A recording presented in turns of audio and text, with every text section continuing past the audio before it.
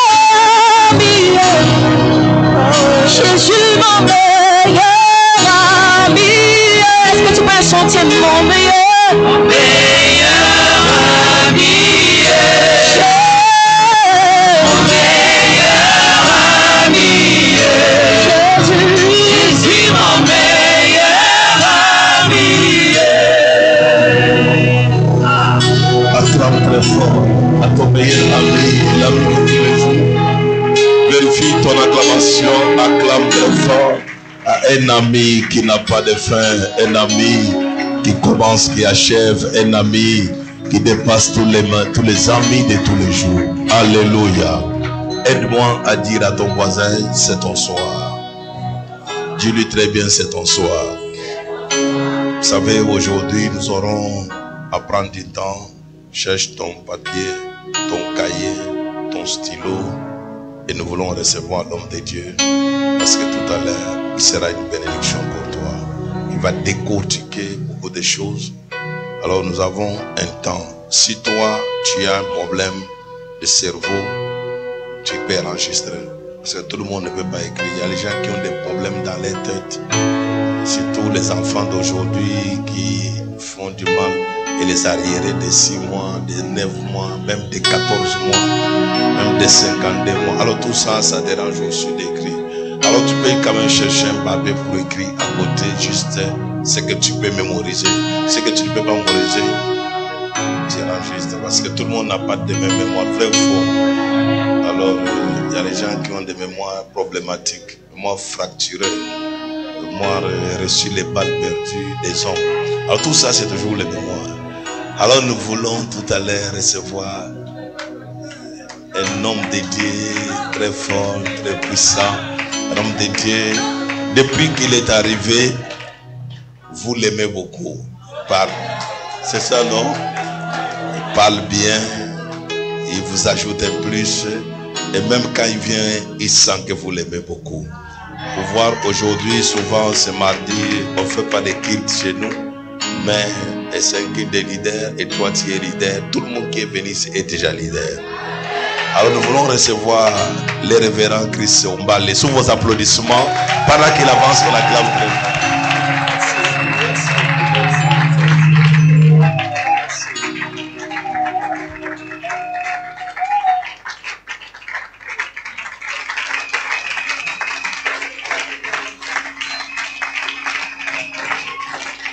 Ok, merci beaucoup.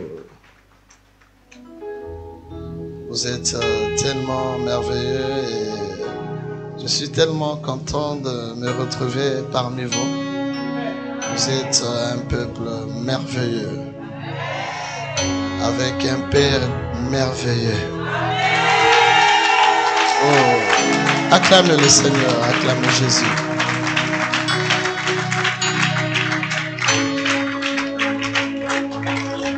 Nous allons prier ensemble avec vous. Aujourd'hui, nous sommes à l'école.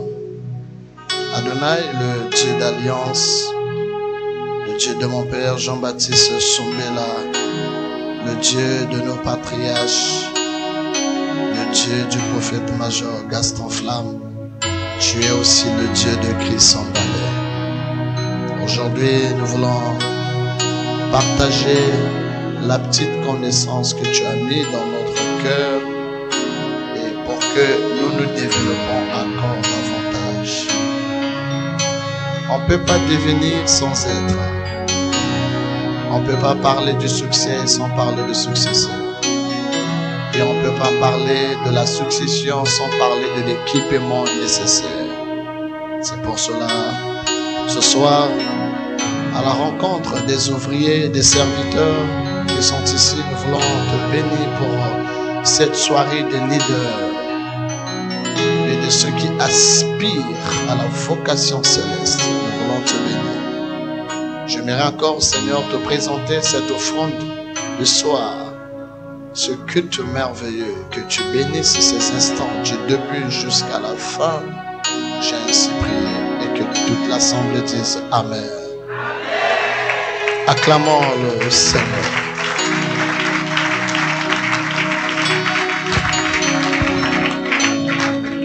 Merci, on peut s'asseoir. J'aurai plus de rigueur, surtout plus de rigueur sur les hommes de Dieu.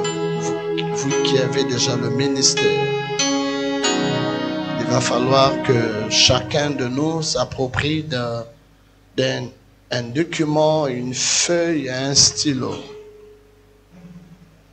Les paroles s'envolent, mais les écrits restent et demeurent. Si la Bible n'a pas été transcrite de telle façon sur ces papiers que nous voyons aujourd'hui, il devait y avoir beaucoup d'apostasie au milieu du peuple. Gloire soit rendue à Dieu, parce que chaque fois que nous écoutons une parole, nous prenons toujours le soin de comparer ce que l'homme dit par rapport à la vitrine qui est la parole de Dieu. J'ai besoin du clavier, s'il vous plaît. Amen. Vous allez bien? Je n'entends pas bien. Vous allez bien? Nous sommes à l'école aujourd'hui. C'est la partie la plus excellente que j'aime dans ma vie. J'aime toutes les parties. Mais chaque personne a son couloir que Dieu l'a appelé.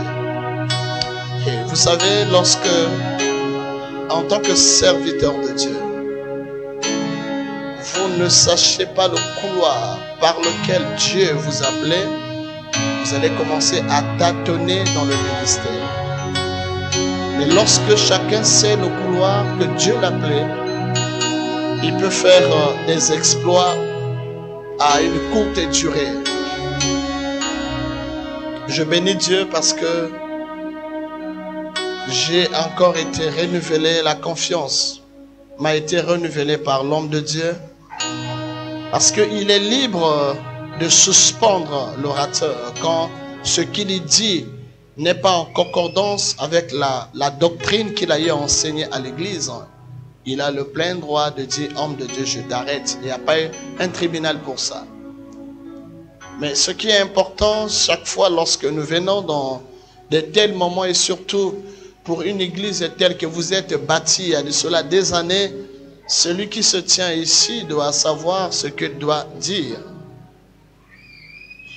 L'église, on peut être bâtie. Pour construire une église, ça prend du temps. C'est comme une grande maison. Ça prend du temps.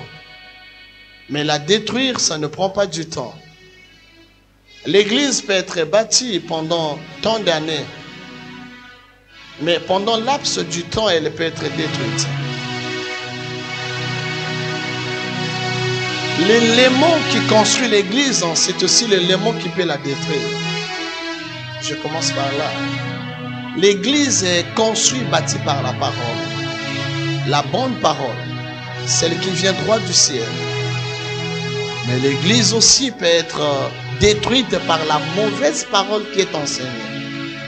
Voilà pourquoi tous ne sont pas appelés à se placer sur ce pupitre pour parler. Souvent, les gens disent que tout le monde ne parle pas de la même manière.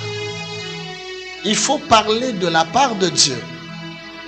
Mais parler du Saint-Esprit, tout le monde parle de la part de Dieu quelquefois. Mais on ne s'arrête pas là. Il faut ajouter quelque chose. Il faut dire que ceux qui parlent de la part de Dieu doivent parler justement. Le terme là, c'est bon. Parce qu'on peut parler de la part de Dieu, mais ce sont des faussetés. Mais quand on parle justement, ça veut dire que on essaie de comprendre que ce que la personne nous apporte comme matière est en harmonie avec la parole du Seigneur. Et ce soir, par la grâce de Dieu, nous allons lancer une leçon. J'ai parlé avec votre père. Je vais certainement, on va prendre aussi un peu des parties récurrentes par rapport à la cérémonie, parce que c'était un thème, lorsque je le développe, ça prend pratiquement un mois pendant la formation. Je veux faire un briefing sur la connaissance. Un serviteur de Dieu ne doit pas être amoureux du titre, mais il doit rechercher la connaissance. On ne porte pas le titre, mais on doit le défendre. Nous ne sommes pas appelés dans le ministère pour courir derrière un titre. Le titre peut nous emmener à nous détruire. Le titre, c'est les hommes qui les admirent. Mais Dieu veut que vous soyez équipés.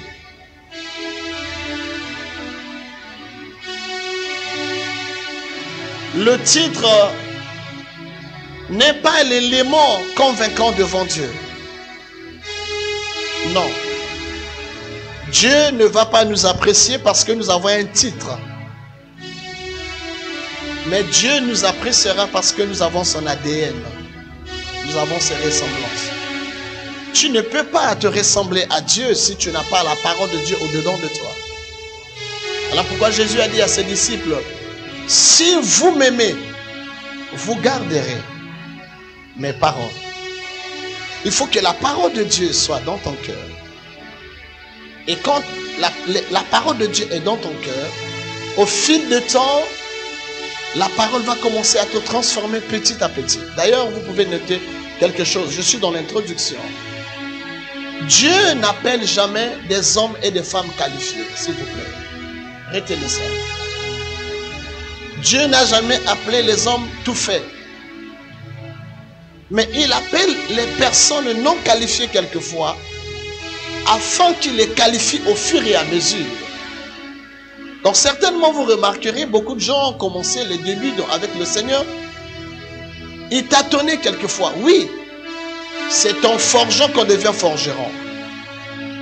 Dieu n'appelle jamais des hommes tout faits. Souvenez-vous, dans le livre de Genèse, il dit, faisons l'homme à notre image et selon notre ressemblance. Mais la Bible ne dit pas que j'ai fait l'homme. Donc l'homme est dans le processus de l'impact, de la perfection. L'homme doit au fur et à mesure désirer et avoir toujours la soif de découvrir et de grandir spirituellement. C'est très important. Celui qui a la soif de découvrir, il avance. Celui qui veut écouter, il va grandir. Mais celui qui refuse d'écouter, tu vas te limiter. Ne te dis jamais que je connais déjà tout. Personne ne connaît. D'ailleurs, la Bible dit que nous connaissons en partie, nous faisons tout en partie, et c'est Jésus qui fait tout en totalité. Nous sommes comme, je suis comme docteur. Le prophète major, il est comme prophète. Je vois ici comme pasteur, comme évangéliste dans les 5 ministères, comme apôtre. Mais Jésus n'est pas comme. Jésus est pasteur. Il est prophète. Il est apôtre. Il est évangéliste. Donc les 5 ministères l'incarnent. Nous sommes comme. Et quand on dit que quelqu'un est comme, donc en quelquefois c'est la personne qui se ressemble. C'est pas exactement lui, mais il est comme lui. On est comme ça. Et pour devenir parfait dans cette œuvre, il faudra que nous puissions nous compléter. Voilà pourquoi Dieu ne peut pas donner toutes les connaissances à une seule personne. Si quelqu'un dira que je connais tout, je n'ai plus besoin d'apprendre, alors il devient Dieu. Vous savez à quel moment la chute d'un homme commence? Du moment où il dit que je ne peux plus apprendre, je connais tout. C'est là où commence sa chute. Tu peux être fort dans un domaine, mais tu en auras toujours besoin dans d'autres domaines pour que les gens t'aident. Dieu a donné à chacun une portion de la grâce, une particularité de la connaissance, pour ne pas que l'homme s'enfle d'orgueil. C'est le plan de Dieu au fait. Dieu connaît l'homme, il connaît les intentions de l'homme. Il sait que quand l'homme est rempli de toutes les connaissances, il ne va plus écouter les autres. Voilà pourquoi il a dit, vous prêchez en partie, vous connaissez en partie. Ce que vous ne connaissez pas, vous pouvez l'apprendre auprès de celui qui est à côté de vous.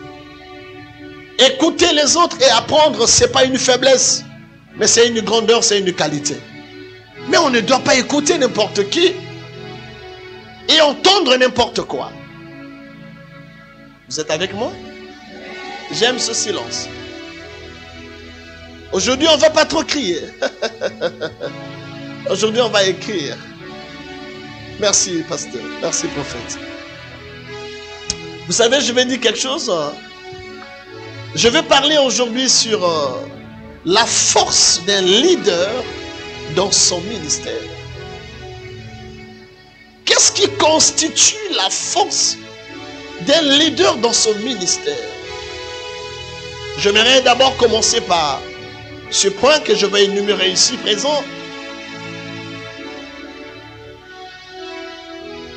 Avant que nous ayons une église telle que nous sommes réunis ici,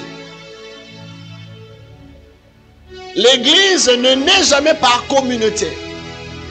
Je commence par ce point important. L'église ne doit pas commencer par un groupement d'hommes. L'église non plus ne doit naître par déchirure. Ça, c'est une église qui est née par césarienne. Et vous savez, quand quelqu'un est né par césarienne, c'est une naissance anormale. Et souvent dans la césarienne, on constate le sang. Il y a l'absence de l'eau. Mais l'église doit naître par la voie normale. Les mamans sont ici lorsque une maman est porteuse d'une grossesse, lorsqu'elle donne naissance à un enfant, nous avons 2 liquides, nous avons le sang et l'eau. Et ça, je vais arriver. Mais l'église qui est née par césarienne, toutes les personnes qui sont dans cette église sont considérées comme des cadavres. Vous n'avez pas l'enfant. Ça veut dire quoi? L'on ne doit jamais déchirer une église pour faire une autre église. Ce sont ces gens d'église qui sont nés par césarienne. Ça veut dire que nous étions quelque part dans une communauté et aujourd'hui, je sais que nous sommes suivis. Je crois que nous sommes suivis. Ça va aider à beaucoup de ministres de Dieu qui nous suivent en direct. Pourquoi aujourd'hui il y a beaucoup d'églises qui ont des sérieux problèmes? Parce que ce sont des personnes qui sont insatisfaites dans une communauté. Dans une église donnée, ils se disent, bon, maintenant là, nous avons compris une chose. Nous ne pouvons pas continuer à marcher avec X, Y. Nous sentons que nous avons des atouts. Et à présent, qu'est-ce qu'il faut faire? Nous devrions aussi faire notre église à nous. L'église n'est pas une boutique, ni un magasin. Ce n'est pas une alliance des commerçants. Et vous allez remarquer ce genre de personnes, qu'est-ce qu'ils vont faire? Ils vont s'entendre, ils vont s'entendre. Et bon, mais apparemment, toi, tu es pasteur, toi, tu prêches déjà bien. Toi, tu fais une bonne modération. Celui-là, il est chantre. Bon, ce qu'on va faire, c'est que nous allons quitter cette église, on va quitter cette communauté. On va quitter. Je ne vais pas prendre l'exemple d'ici parce que vous ne quitterez jamais ici, s'il vous plaît. Enlevez ça dans votre esprit. Je prends l'exemple ailleurs. On va quitter. Je prends l'exemple d'une église, le pied fermé de Jésus. Il y a des églises comme ça, les noms.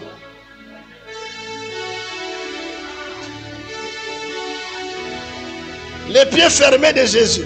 Il prie dans cette église dans les pieds fermés de Jésus, où la tête est forte de Christ. C'est une église que les gens donnent le nom.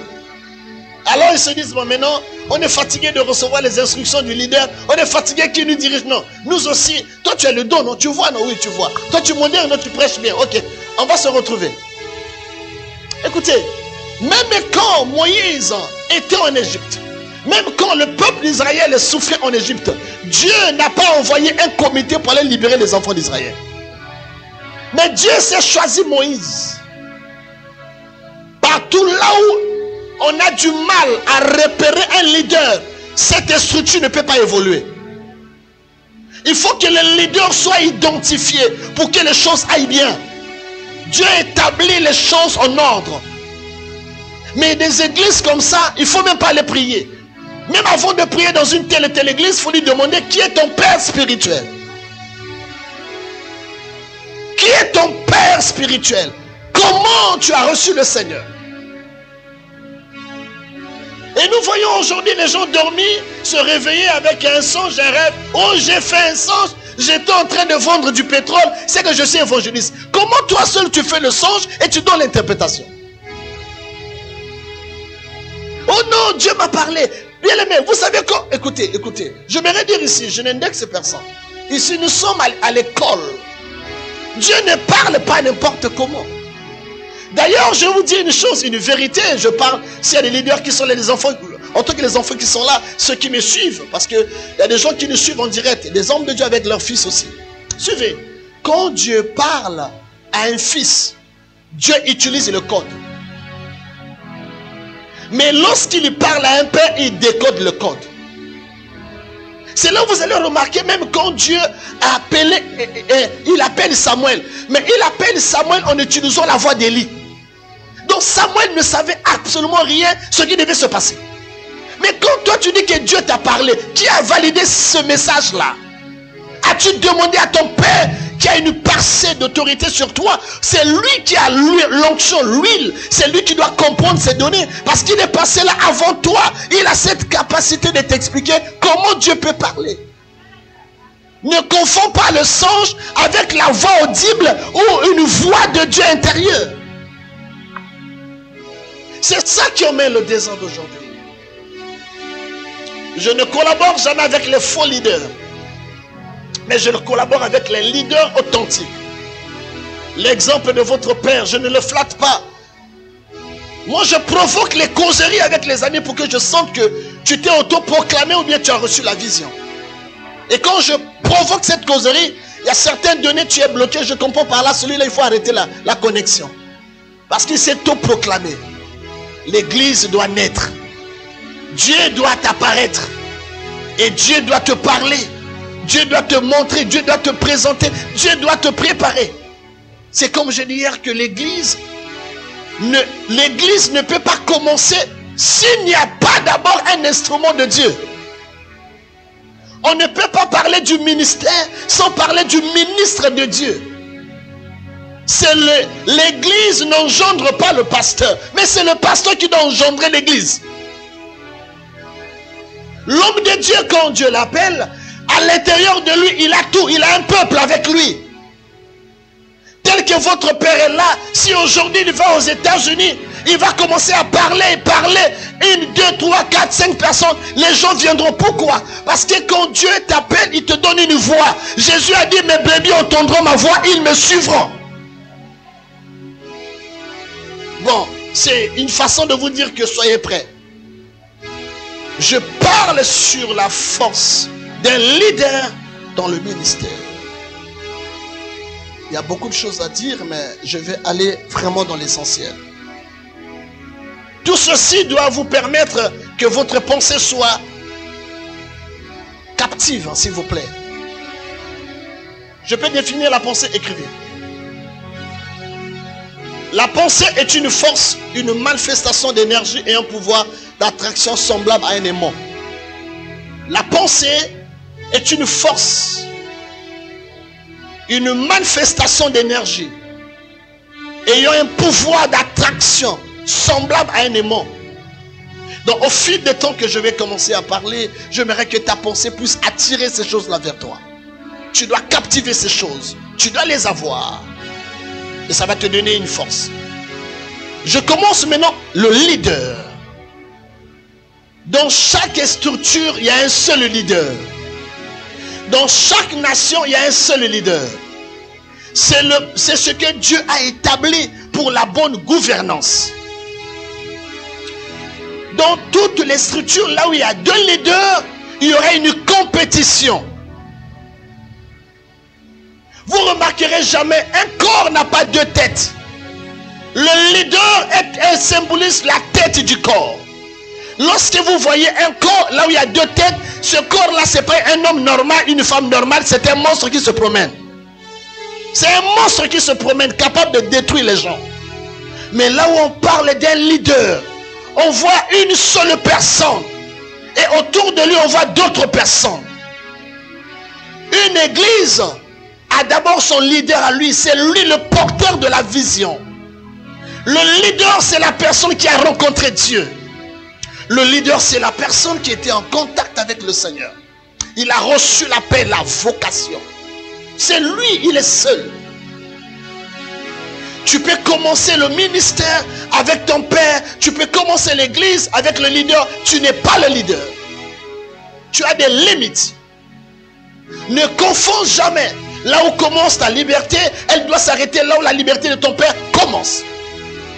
Souvent, il y a des gens qui ont commencé l'église avec les hommes de Dieu. Et ils prennent maintenant la paternité de l'église.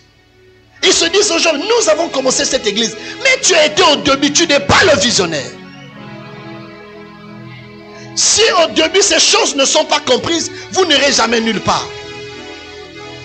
Le leader. On peut écrire. Un leader, c'est un père. Le père, on ne le choisit pas. Mais c'est Dieu qui te l'impose.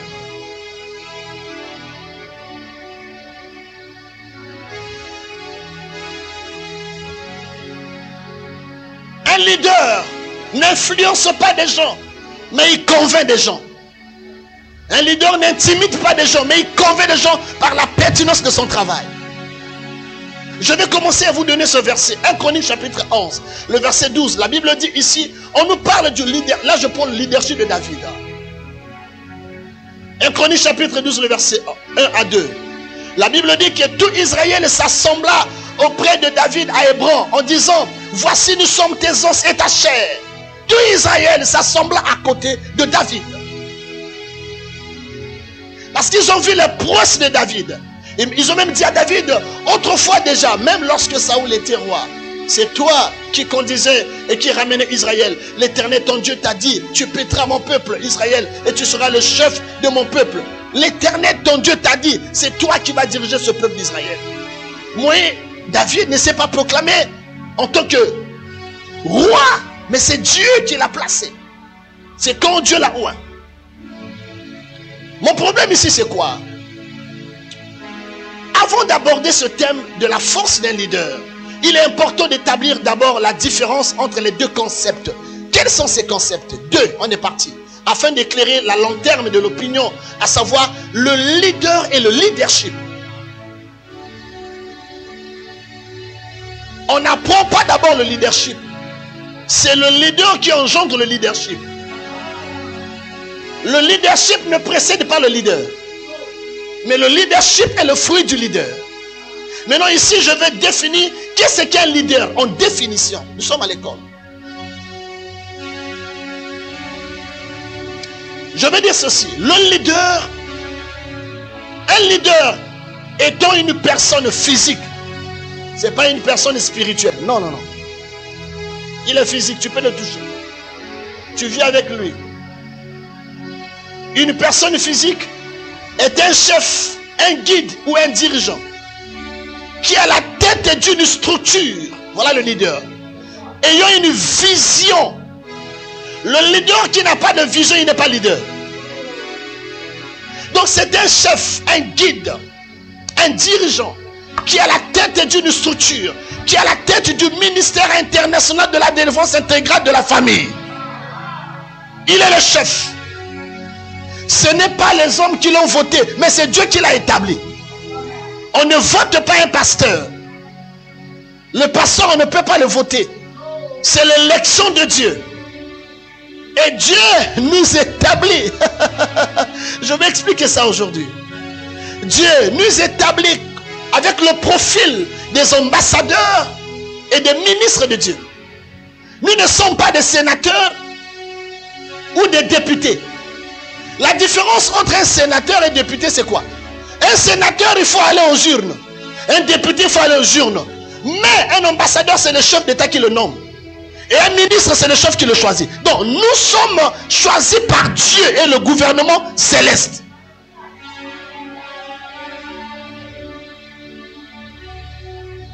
Dieu a choisi le prophète. Il a choisi Christ Mbalé. Il en a choisi plusieurs. Parce que dans le ministère, il y en a 5. Il y a l'apôtre, le prophète, le docteur, le pasteur et l'évangéliste. Éphésiens chapitre 4, le verset 12. C'est écrit, noir sur blanc. Les 5 ministères. Alors Dieu peut choisir. Dans ces ministères, il choisit. Maintenant, laissez-moi vous donner un éclaircissement, vous allez comprendre une chose. Tout leader de ministère peut s'identifier dans un ministère, mais il a la grâce de 5 ministères en lui. Je m'explique. Tel que le prophète est là. Le prophète, en lui, il a la grâce apostolique. Il a la grâce du berger, pasteur. Il a la grâce évangélique. Il a la grâce du docteur. Et il a la grâce du prophète. Maintenant, Dieu l'a spécialisé dans le ministère prophétique. Maintenant, en lui, il a la grâce de ces 5 ministères. Pourquoi Dieu lui donne la grâce de ces 5 ministères? Parce que le leader est appelé à donner naissance à des fils. Donc, avant qu'un enfant ne se proclame pasteur, lui, il est la première personne à avoir la sensation du ministère. C'est lui qui dira, mon fils là, il a telle grâce. C'est pas moi qui viendrai le dire. Je n'ai pas ce pouvoir de dire, ah, je vois cet enfant, il est pasteur. Non, je ne vis pas avec vous. C'est votre père qui va le nominer, parce que celui qui est avec vous, il a la sensibilité. Avant que tu sois pasteur, il est pasteur avant toi. Avant que tu sois apôtre, il est apôtre avant toi. Donc c'est lui qui sait que cet enfant-là, il est pasteur. Et lorsqu'il t'établit pasteur, tu dois l'accepter. Toi, tu ne boudes pas. Oh, mais pourquoi on m'a dit que moi aussi évangéliste? Pourquoi pas être pasteur? Dans les 5 ministères, aucun des ministères n'est plus grand que les autres. Non. Tous les ministères fonctionnent avec le même carburant. La parole de Dieu. On n'est pas ministre de Dieu parce qu'on a un don. On est ministre de Dieu parce qu'on a un message. Tout ministre de Dieu a le message. Le prophète a un message. Le docteur Christ Mbalé a un message. Ceux qui nous suivent, les hommes de Dieu, ils ont des messages. Pourquoi le message? Parce que le message constitue la première provision d'un homme de Dieu. Lorsque Dieu appelle quelqu'un, la première provision que Dieu donne à un leader, un ministre de Dieu, c'est la parole. C'est la parole. Il donne d'abord la parole. C'est la parole qui est la première provision. Et quand la parole est exercée, les hommes viennent s'ajouter comme une provision. Et tout ce que nous savons. Mais le leader ici, je le définis, il est à la tête d'une vision. Toutes les églises qui émergent bien, c'est les églises qui ont à la tête des hommes de Dieu qui ont la vision. Votre Père a la vision, raison pour laquelle vous êtes là. Et ceux qui ont la vision dominent et triomphent. Et quand quelqu'un a la vision, il peut aller ni à gauche ni à droite parce qu'il suit les trajectoires que Dieu a tracées. Voilà pourquoi j'ai dit, un leader, c'est quelqu'un qui est un chef, un dirigeant, à la tête d'une structure et une vision, et la capacité dimensionnelle, je continue, de persuader, de convaincre et d'entraîner un certain nombre de gens à servir sous sa tutelle et défendre cette vision. Voilà le leader. Je vais aller doucement. Je reprends la note, regardez dans votre note. En définition, un leader étant une personne physique, est un chef aussi, un guide, un dirigeant, qui est à la tête d'une structure. La structure est mise pour l'église, le ministère, la communauté, que sais-je encore. Tu peux aussi être leader d'affaires, leader d'une entreprise, leader d'opinion, leader d'un parti politique. Tu es leader parce que c'est toi qui as eu la vision de ce parti. On est leader parce qu'on est la première personne à être en contact avec la révélation. Tu es à la tête de cette structure. Maintenant, Dieu lui donne la capacité dimensionnelle de persuader, de convaincre et d'entraîner un certain nombre de gens à servir sous sa tutelle et pour défendre celle-là. Alors, donc, le leader n'impose pas son leadership par force, mais il convainc les gens. Vous êtes là ici parce que vous êtes convaincus de la grâce de votre Père. Il vous a persuadé des choses, il vous a expliqué des choses et vous êtes tombé amoureux de la parole de Dieu. Et c'est ce qui fait que vous êtes là et vous avez aujourd'hui la passion de servir Dieu. Parce qu'il vous a convaincu par la parole de Dieu, il vous a convaincu par la révélation de Dieu. Il n'y a pas de doute là-dedans. Et quand il vous convainc, vous êtes appelé à défendre maintenant la vision. Sans qu'il ait une forme de pression ou des contraintes, mais dans lequel le principe d'approche et d'accord s'obtient par la pertinence et le charisme de ce dernier. Ça, c'est la définition du leader. En d'autres termes, un leader, ce n'est pas un dictateur au fait. Non. Un leader ne fonctionne pas avec la dictature, mais il fonctionne avec la rigueur. Il y a la différence entre la dictature et la rigueur. Un bon leader, c'est un homme rigoureux. C'est un homme qui a des principes. Et vous remarquerez que votre Père, il n'a pas la dictature, si vous le voyez bien, mais il a la rigueur. Oh, la rigueur entraîne les gens à la discipline. Parce que notre Dieu n'est pas un Dieu d'ordre. Et cette discipline ne commence pas d'abord par les fidèles qui le dirigent, mais lui-même d'abord, il doit d'abord appliquer cette discipline en lui pour servir d'exemple à ceux qui le suivent. Parce qu'un leader, ce qu'il faut éviter, c'est quoi? Tu ne peux pas demander aux gens de faire les choses que toi tu ne fais pas. Le leader, il est la première personne qui doit commencer à faire la chose. Et ce que tu fais devient le modèle de ceux qui te suivent maintenant. Si tu dis ne commets pas le péché, ça veut dire que toi tu ne commets pas. C'est moi qui dois pas d'abord commettre le péché. Si je dis ne vole pas, c'est le leader qui doit d'abord commencer à ne pas voler. La force de la parole du leader, c'est dans ses actes. La force d'un chef, c'est dans ses actes. Aussi longtemps que le chef ne commet pas certains actes, tu auras de la peine à le commettre. Parce que tu influences. C'est ça le leader. Il y a une chose que je vais vous dire dans les citations. On ne naît jamais leader. Par contre, on le devient partant des valeurs que l'on découvre en toi. On ne naît jamais leader. mais on le devient. En fait, on a déjà l'esprit d'un leader, mais il faut devenir. Donc, il y a des étapes qui doivent escalader. La position que Dieu te donne, c'est une très bonne position. Tu le développes. Tu le développes. Ce qu'il faut retenir, c'est quoi? Un leader, c'est quelqu'un qui a une vision. Celui qui dirige doit avoir la vision. Quand il n'a pas de vision, il ne peut pas te suivre. Quand vous marchez avec la vision, vous auriez l'approbation de Dieu. Dieu est derrière cette personne. Chaque fois, Dieu lui parle. Chaque fois, Dieu l'oriente et le peuple en sécurité. Parce qu'on ne bâtit pas une église par un rêve, c'est par la vision. La vision, Dieu parle. Si vous demandez à votre Père, il va vous expliquer la vision que Dieu lui a donnée. D'ailleurs, il vous l'explique à tout moment, à tout moment, à tout moment. À tout moment. Mais vous remarquerez certaines personnes d'emblée, ils sortent comme ça, ils deviennent leader, ils deviennent pasteur. Ils commencent une église comme ça, parce qu'il a un don, parce qu'il a prié pour des gens, les gens sont tombés, les gens criaient, démons, aïe aïe aïe aïe aïe aïe aïe. Là il devient pasteur. Qui vous a dit ça?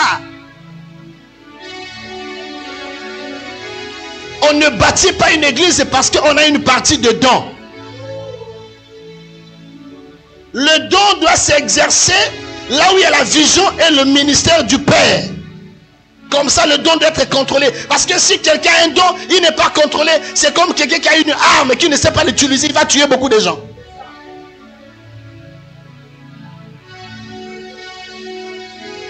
Vous remarquerez l'église qui fonctionne avec le don. Quand le leader est là, il y a beaucoup de gens. Quand il n'est pas là, il disparaît.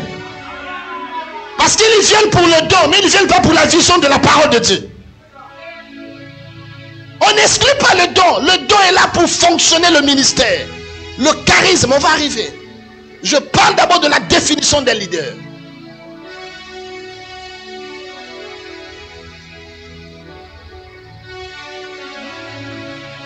Maintenant, je vais prendre qu'est-ce que le leadership maintenant. Le leadership, c'est différent du leader. Leadership, on est parti. Le leadership est une forme de management. Dans cette forme de management, on voit l'autorité. On voit le système du fonctionnement. On voit les stratégies, les activités, les ressources et du contrôle. C'est ça le leadership. En d'autres termes, le leadership est l'ensemble de Dieu. C'est une forme de management auquel on voit l'autorité. Un leadership doit avoir de l'autorité pour que le respect soit là. L'autorité, le mode de fonctionnement. Parce que c'est l'autorité qui initie le mode de fonctionnement. Tout le monde ne peut pas décider sur certaines choses. Il faut que le leader valide ce que vous êtes en train de dire. La discipline, c'est ça. Les stratégies. Une vision doit avoir les stratégies. Un leader doit avoir des stratégies. Quand ça ne marche pas, il doit prier Dieu. Que Dieu lui révèle les stratégies spirituelles pour faire avancer le ministère. Votre père, c'est un homme stratège. Il fait des choses par révélation et ça marche. Il faut qu'il ait des stratégies. Dans le leadership, il y a des ressources. Les moyens de financement dans le leadership. Il y a le contrôle. Lié par les principes. Je dis bien, lié par les principes qui sont établis par le leader. Pas deux personnes. Je vais vous dire une chose. Toutes les églises faibles, c'est là où le leader n'a pas le respect comme il faut. Où tout le monde veut devenir comme le leader. Tout le monde veut qu'on puisse l'acclamer. Tout le monde veut qu'on fasse tout ce qu'on fait au Père. Il veut qu'on le fasse aussi. Attends, ton temps arrivera. Ne sois pas pressé. Il y a des fils qui sont comme ça. Il y a des gens qui sont comme ça, qui ne supportent pas leur leader. Il envie son leader. Il veut devenir un leader en miniature. Tu vas disparaître. C'est l'erreur d'Élisée. D'aucuns prennent ça bien, mais c'est bien. Un jour, Élie, avec son élève Élisée, en train de marcher, la Bible dit que Élie lui pose la question. Élisée, demande-moi ce que tu veux que je te donne. Élisée, il regarde son leader, il dit, Élie, donne-moi la double portion de ton esprit. Donc, le double de toi. Ah, petit. Si je te donne plus que moi, donc tu me diriges alors. Il dit, tu demandes une chose de très difficile. Et il lui dit, attends si je monte. Parce que pourquoi? Si je te donne la double portion de mon esprit, on sera 2 leaders. Aussi longtemps que je suis sur la terre, il y aura la compétition. Attends que je monte et mon manteau va descendre de chez toi. Tu ne peux pas faire tes preuves cependant le leader. Tes caprices, il faut les mettre derrière. Quand le Père est là, tu dois diminuer tes caprices. Il n'y a qu'un seul leader. Il ne faut pas vouloir que tout le monde sache que toi aussi tu es leader à l'église.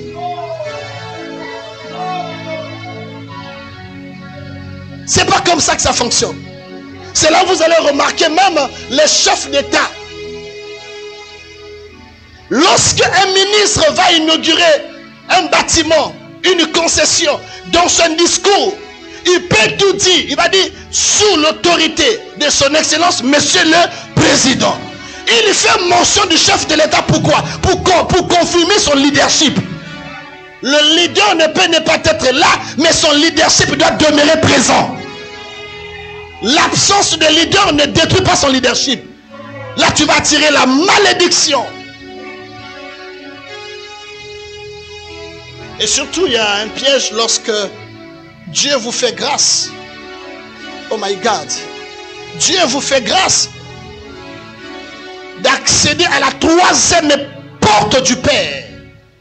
Parce que le leader a 3 portes sacrées. Je l'ai enseigné une fois. La première porte, c'est la porte ministérielle. C'est la porte ministérielle, de don du talent. La deuxième porte, c'est la porte des avantages. Et la troisième porte, c'est la porte de l'intimité. Cette porte-là, tout le monde ne peut pas être à l'intérieur. La plupart des gens qui ont eu la grâce de manger avec l'homme de Dieu, de vivre avec un leader, de sourire avec les leaders, ils prennent les leaders comme leur ami. Et quand les gens qui rentrent dans cette porte-là, s'ils ne sont pas brisés, ils vont développer la familiarité. Or, la familiarité bloque l'onction. La familiarité tue le mystère. La familiarité a éliminé beaucoup du leadership de certains hommes de Dieu. La familiarité. Je ne suis pas obligé de sourire tous les jours avec toi. Je ne suis pas obligé de manger tous les jours avec toi. Il y a des moments où je peux arriver, je ne parle pas. Ne dis pas que je suis contre toi. C'est mon leadership. Je me suis réveillé comme ça. Dieu veut que je sois comme ça. Le leader, c'est quelqu'un que tu dois comprendre. Que c'est un canal de bénédiction pour toi. Une église où le leader, son onction est respecté, il n'y a pas de guerre. L'église va progresser. C'est ça. Il n'y a pas 2 leaders. Même si les gens t'appellent pasteur, les gens t'appellent prophète ou apôtre, il faut leur dire, je suis pasteur, je suis prophète. Mais moi je suis soumis à un prophète majeur, c'est mon père. Un fils ne doit pas se présenter, mais c'est le père qui le présente. Ne te présente jamais. Dieu va te résister. Laisse le Père te présenter. Jésus ne s'est pas présenté. Mais quand il est rentré dans les eaux de baptême, c'est son Père qui a dit, voici celui-ci est mon fils bien-aimé en qui j'ai mis toute mon affection. Le leader. Laissons retenir, on est parti. On est tout dans le leader. En début des combats, des contestations, de l'adversité ou de l'absence du leader, sa vision et son leadership doivent toujours être pérennisés sous la forme d'une histoire vécue. On ne doit jamais effacer l'histoire d'un leader. Le Père peut être loin, mais nous savons que notre Père, il est là. C'est lui. C'est par lui que nous sommes devenus serviteurs de Dieu. C'est par lui. Oh my God. Je suis en train de sauter certaines choses pour courir derrière le temps. Maintenant la force. J'ai dit la force des leaders. La force c'est quoi? Or la force, selon le dictionnaire Larousse, c'est une faculté naturelle d'aptitude ayant une énergie vitale qui permet à l'homme d'agir vigoureusement pour braver les obstacles et supporter les maux et les tourments afin de relever les différents défis dans sa vie.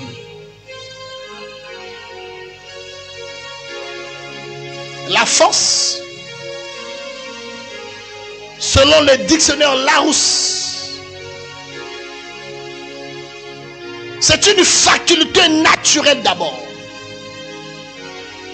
D'aptitude, ayant une énergie vitale qui permet à l'homme d'agir vigoureusement pour braver les obstacles. Quand tu as la force, tu ne recules pas devant les obstacles, mais tu braves les obstacles. Les combats, tu les surmontes. Tu ne peux pas t'arrêter parce qu'il y a un combat. Tu braves les combats, tu les supportes, les maux, les tourments. Dieu te donne cette force-là afin de relever les différents défis dans la vie.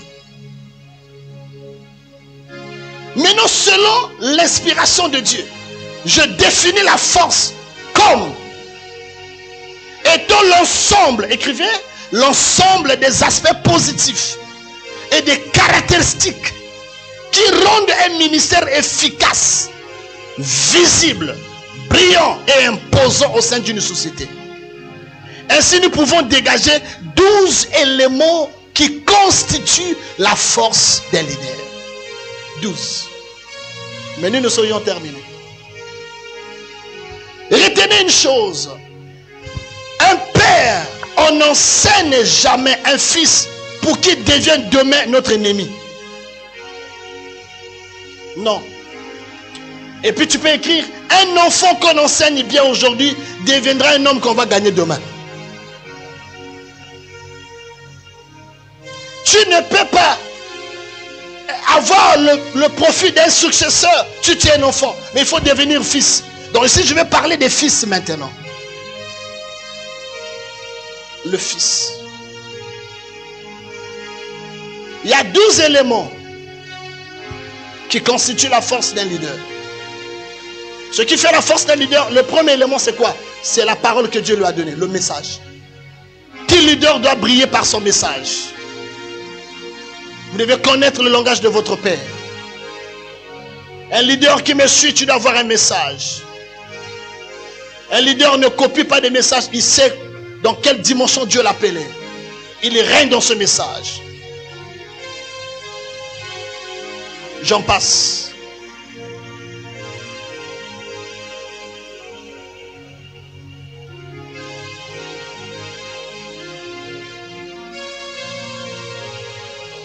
Le message doit être lié par la puissance.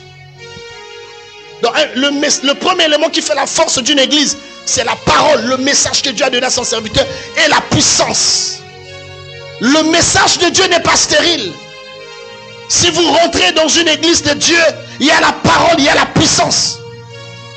L'apôtre Paul dit, nos paroles ne reposent pas seulement sur des discours persuasifs, mais sur la démonstration de la puissance de la parole de Dieu. Il faut qu'il y ait une église pour savoir la capacité de régler les problèmes spirituels. Ne jamais combattre la puissance de Dieu dans le ministère. Il y a des leaders qui n'ont pas eu la grâce de voler dans la puissance de Dieu, mais qui combattent les hommes qui opèrent dans la puissance. La puissance de Dieu dans le ministère nous donne l'influence sur l'adversité, sur les choses qu'on ne voit pas. La puissance dans le ministère fera que l'église soit respectée. Il y a des milieux quand l'église est là, ne peut plus évoluer. Mais il faut un homme de puissance pour arrêter la manipulation de la sorcellerie. Une église doit être puissante. L'homme de Dieu doit être puissant. Il n'est pas manipulable. L'homme de Dieu doit être la solution de plusieurs personnes.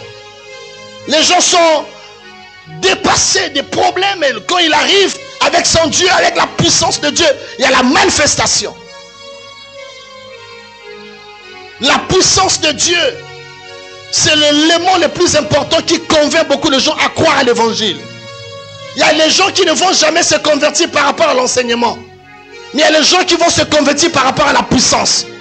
Il était malade, il était envoûté, il rencontre l'homme de Dieu, on prie pour lui automatiquement, et il croit à la parole de Dieu.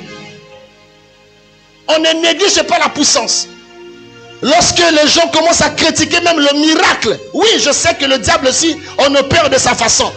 Mais on ne peut pas toujours glorifier le diable. L'auteur du miracle, ce n'est pas Satan. L'auteur du miracle, c'est Dieu. La Bible dit, au commencement était Dieu. Le ciel, il n'y avait pas. La terre, il n'y en avait pas. Il a commencé à déclarer et les choses sont arrivées. Un leader, c'est la personne qui déclare les choses qui étaient absentes dans ta vie. Quand il dit, les choses apparaissent dans ta vie. C'est ça un leader. Il ne recule jamais. Lorsque je commence mon ministère dans le quartier là où j'ai implanté par la grâce de Dieu l'église, j'ai rencontré un homme de Dieu qui est là, qui est venu me voir. Il dit, pasteur, je ne pourrais pas évoluer ici parce que dans ce quartier, il y a trop de sorciers. J'ai essayé, ça n'arrive pas. Et jusqu'au point, un jour, il dort la nuit, et le pasteur se retrouve avec le cinglé dehors. Les esprits du quartier, parce que dans chaque quartier, il y a les esprits géants. Et si celui qui vient s'implanter dans ce quartier-là, lorsque vous n'avez pas la puissance de Dieu, les démons vont s'amuser avec votre ministère. Quand j'arrive, il me dit, pasteur, on doit faire l'association, on doit être ensemble, on doit commencer à prier ensemble. Comme ça, on va résister à ces démons du quartier. Je l'ai dit, il dit, mais si ça ne marche pas, je dois quitter le quartier, je dois aller chercher un autre quartier. Parce que là, j'ai essayé, ça ne tient pas. Quand Dieu t'appelle, il te donne le message, il te donne la puissance. Il a dit à Josué, partout foulerai la plante de tes pieds, je te donne la possession. Je dis, papa, mais si toi tu penses que tu dois fuir le quartier, moi je me poserai la question, partout il y a les démons. Même là où tu vas partir, là, il y a toujours des esprits. Le problème c'est quoi? C'est ce qui est important. Si Dieu ne t'a pas appelé au ministère, ne t'hasarde pas de devenir pasteur. Tu sais pourquoi? Parce qu'il y a 3 personnes qui résistent à notre ministère. 1, c'est Dieu lui-même. Quand Dieu n'est pas d'accord de ton appel, il sait que tu te proclames, tu forces les choses, ça ne marche pas. 2, les esprits inférieurs, les esprits humains. Les démons, il est mieux placé pour vous expliquer ça parce que c'est son couloir. Ils vont te résister. Tu essayes comme ça, ça ne marche pas. Mais quand Dieu t'appelle, c'est lui qui trace le chemin. Tout ce qui est devant toi, tu n'as pas peur. Tu es rempli de la puissance du Saint-Esprit. Aucun sorcier ne peut te résister. Aucun marabout ne peut te résister. Si tu arrives dans un quartier qui est assiégé par des sorciers, dès que tu arrives, où il répond, s'il ne se répond pas, Dieu commence à frapper un à un. Pour démontrer que c'est lui qui t'a appelé. C'est ça la force d'un homme de Dieu. On n'a pas peur de la magie. Un homme de Dieu ne peut pas partiser avec le diable. Un homme de Dieu ne peut pas aller chercher des astuces pour accompagner son ministère. Ce que Dieu nous a donné est complet. Nous avons la totalité de la puissance de Dieu.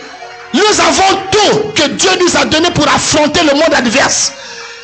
C'est ça un homme de Dieu, il n'a pas peur. Il a la nature d'un lion. Le lion ne recule jamais, mais il avance. J'ai dit à cet homme de Dieu, toi et moi, on n'a pas le même appel. Tu ne sais pas tu es appelé dans quelle année, je ne sais pas qui t'a appelé. Alors si Dieu ne t'a pas appelé, repars sur ton père spirituel, va faire la modération. Va continuer. Mais si tu penses que le ministère, parce que tu avais un don qui n'est pas validé par Dieu, tu auras des problèmes. Je suis resté dans ce quartier. Un quartier bizarre. Écoutez, l'homme de Dieu, c'est un homme mystère. Pendant que je déclare aujourd'hui, tu es dans cette salle.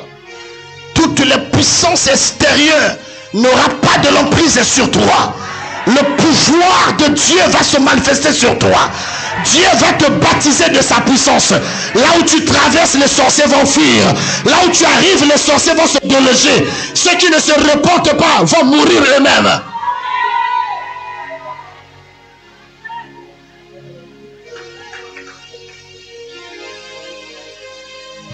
La parole de Dieu n'est pas stérile.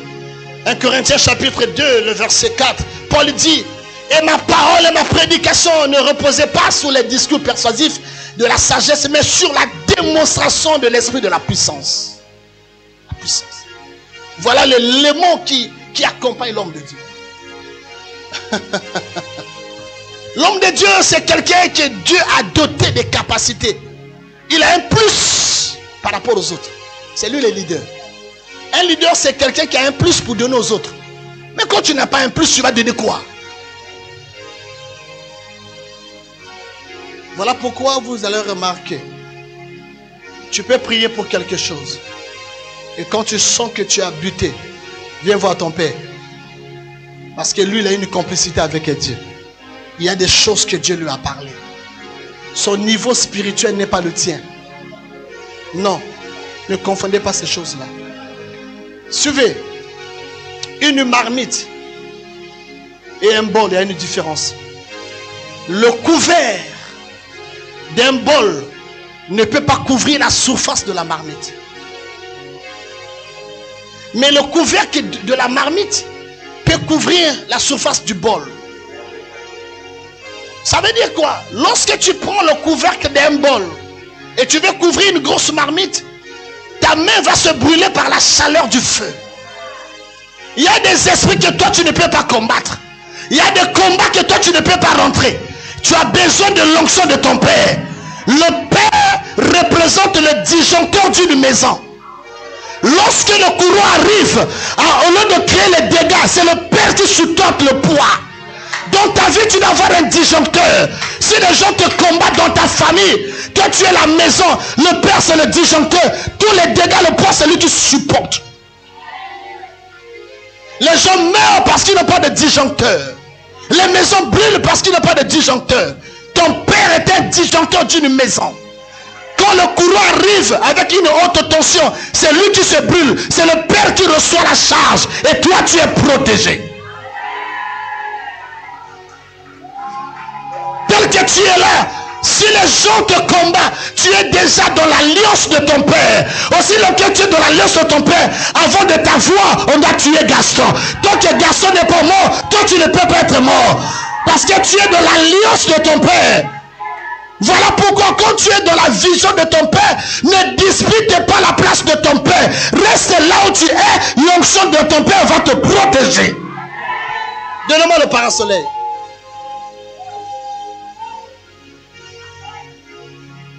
Suivez cet exemple.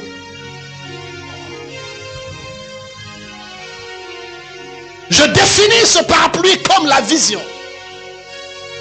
Partout je passe par la grâce de Dieu. Dieu me donne la révélation d'expliquer ce mystère. Lorsque Dieu appelle un homme, il traite l'alliance avec cet homme.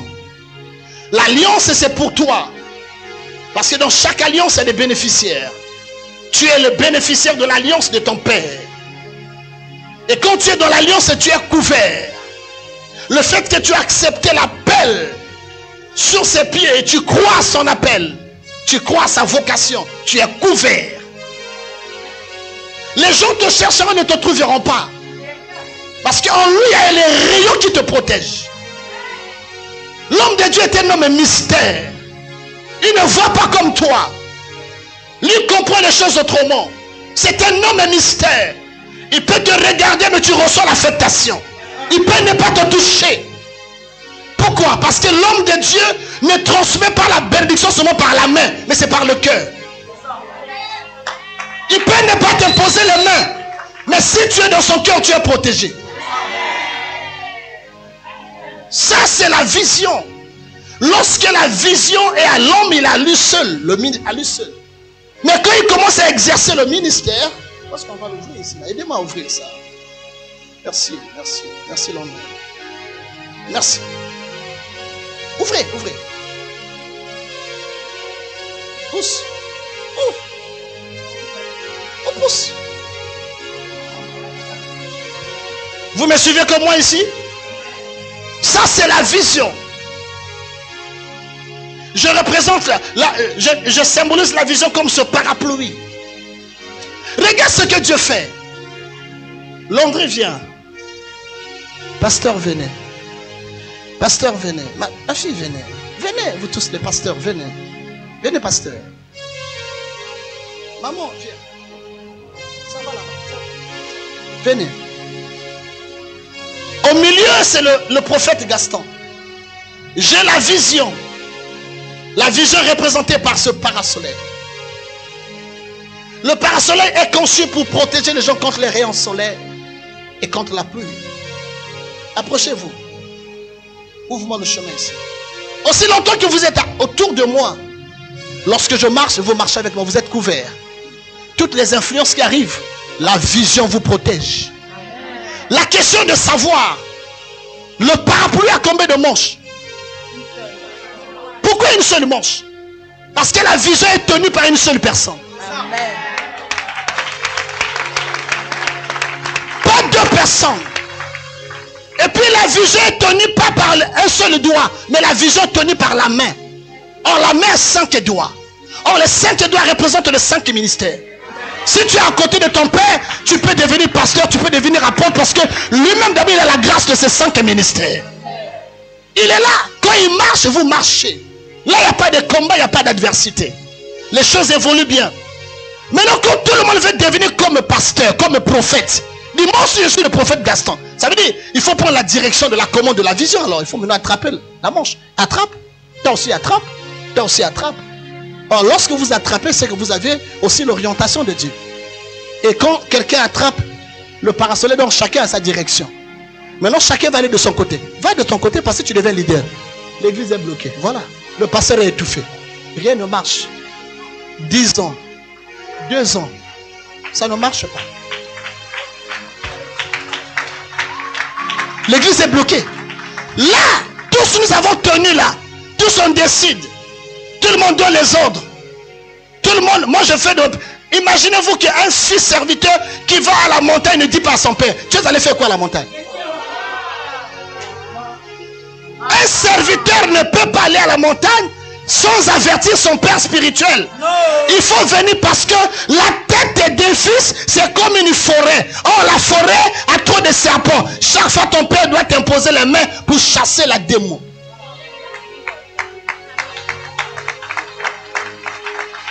Mais lorsque tout le monde veut devenir leader à l'église, il y a une seule manche. Or, la manche a été conçue pour qu'une seule main puisse l'attraper. Mais tout le monde veut diriger. Voilà maintenant ce qui arrive. Tirer, c'est là le combat. Si l'autre prêche, l'autre n'acclame pas. Si l'autre modèle, l'autre n'acclame pas. Si l'autre donne des révélations à moi, je n'écoute pas. Lorsqu'il y a 2-3 passés dans une communauté, si c'est l'autre qui est programmé à prêcher, celui qui ne veut pas l'écouter viendra en retard. Parce qu'il ne veut pas l'écouter. Ils se sont mal à l'aise. Mais vous avez le même esprit. Vous avez le même père. Qu'est-ce qui vous anime?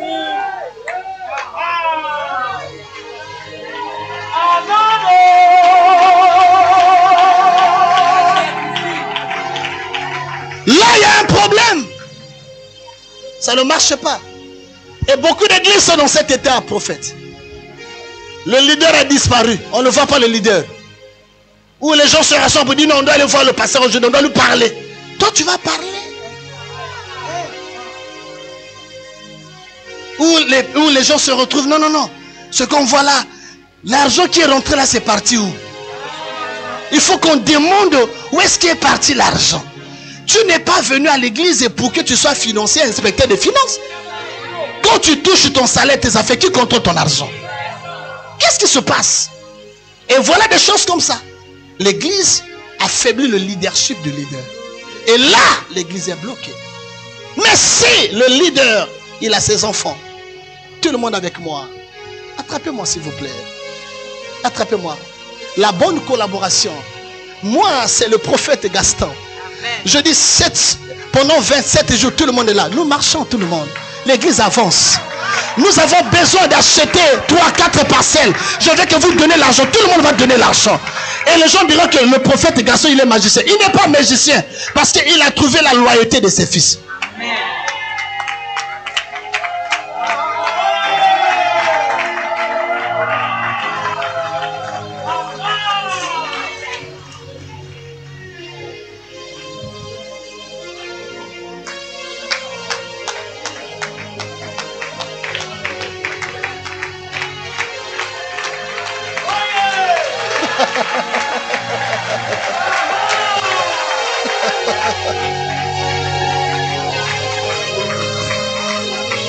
C'est-à-dire ici là, même si je veux enseigner, il y a toujours l'onction du fire.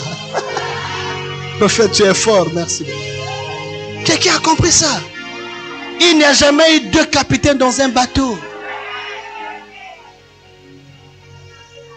Il n'y a jamais eu 2 chefs d'État dans un pays.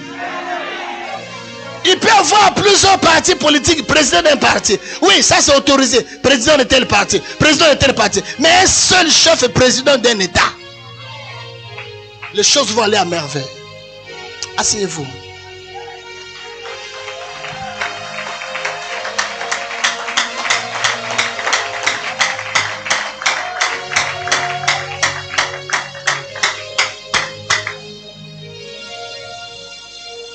Le deuxième élément qui constitue la force d'un leader, la filiation. Écrivez la filiation du leader. La filiation est un lien qui symbolise le rattachement des parents à des enfants. Ici, il exprime le lien entre le leader et ses fils dans le ministère. Le père, on est parti. La filiation. En d'autres termes, le leader doit engendrer. Le leader qui adopte souvent les fils aura de sérieux problèmes. La plupart des gens que nous adoptons nous posent des problèmes. Parce qu'ils n'ont pas notre sémence. Parce que quand tu adoptes trop de gens et que tu ne maîtrises pas leur sémence, le jour où ils vont se révéler devant toi, ils vont déchirer ton ministère. Voilà pourquoi quand quelqu'un vient quelque part, il arrive dans le ministère, dans la vision. Le leader ne doit pas être pressé de l'établir pasteur bien dans la charge. Il doit prendre du temps de l'observer. Donne-moi l'eau et le coca. Je reviens encore.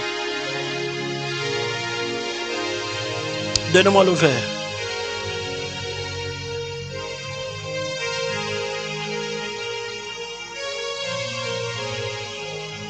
Le verre est le type d'un fils, d'un serviteur, à côté de son père. Toutes les personnes qui s'approchent de nous, c'est des gens qui ont une semence double. Ouvre-moi le coca. Le coca. Suivez.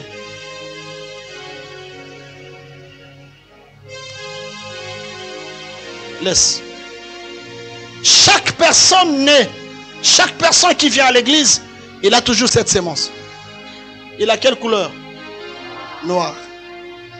La couleur noire représente les caractères qui dirigent l'homme. C'est là où vous allez remarquer l'homme est mystérieux. Ces caractères sont logés dans le cœur d'une personne. Mais quand quelqu'un vient dans l'église, l'homme, la bouteille ici représente le type de l'homme de Dieu. À l'intérieur de lui, il a un liquide qui est incolore. C'est la parole de Dieu. Qui n'a pas de couleur. Ça, c'est l'homme de Dieu. Il ouvre sa bouche. Il commence à enseigner. Il te donne les enseignements, le brisement, la crainte de Dieu. Tout, verse. Laisse. Il a quelle couleur? Il n'a pas la même ressemblance que l'eau. Parce qu'au-dedans de lui, il y a encore des caractères. Et ce genre de personnes ne peut pas diriger l'église. Ce sont eux qui tuent le ministère aujourd'hui. Le matin, tu le vois pasteur, mais la nuit, c'est une autre personne. C'est la sémence. Ça, ce n'est pas le démon, mais c'est la sémence de la personne. C'est le caractère de la personne. Dans le ministère, un leader ne doit pas se précipiter à élever les fils avec ce genre de caractère. Et puis il y a une chose, homme de Dieu. Ne lève jamais dans le ministère un enfant que toi tu aimes. Mais il faut élever celui qui t'aime.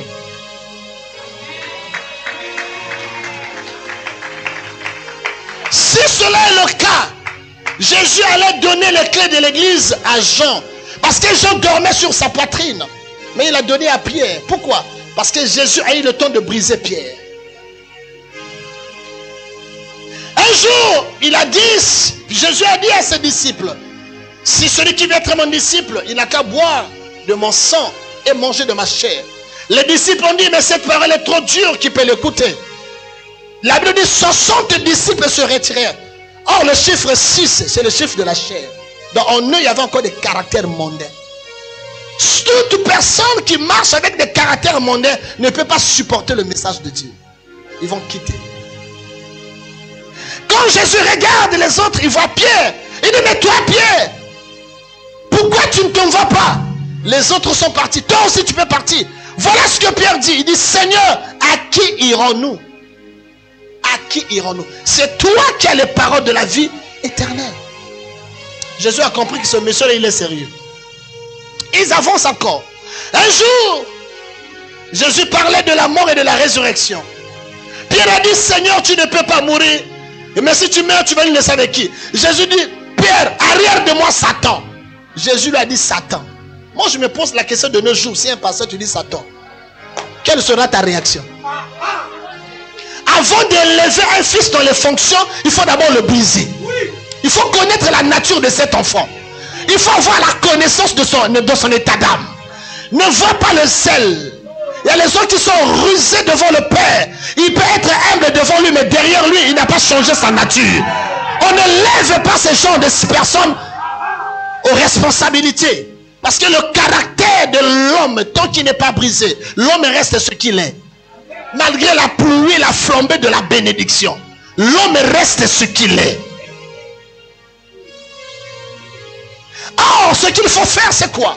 Il faut prendre du temps. Voilà pourquoi un leader doit prendre le temps pour préparer ceux qui peuvent prendre les charges à l'église. On n'est pas leader parce que nous avons la quantité de serviteurs autour de nous. Dieu ne voit pas la quantité, il voit la qualité. Il y a des gens qui ont 10 pasteurs, qui ont 10 ministres, 30 pasteurs à l'église. Mais l'église n'évolue pas. Il commence le ministère, 2 ans après, il établit 5 pasteurs, 4 évangélistes. On ne distribue pas les ministères comme des cacahuètes. Quelqu'un doit mériter le ministère. Il doit payer le prix pour être ministre de Dieu.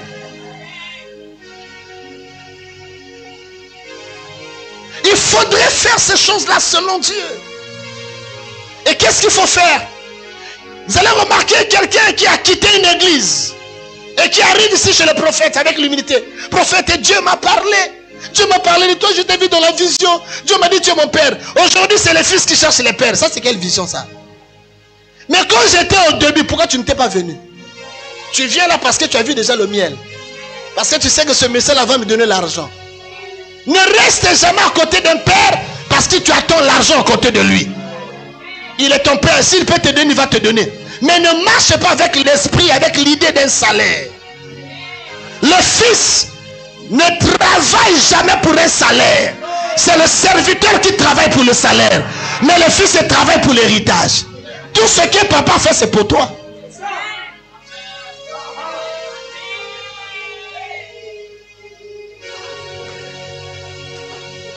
Élisée est resté pendant 22 ans sous les pieds d'Élie.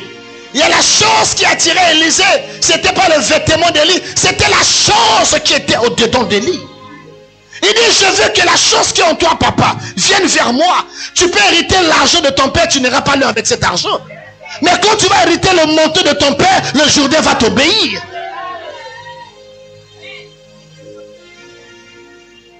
Renversez-moi ça.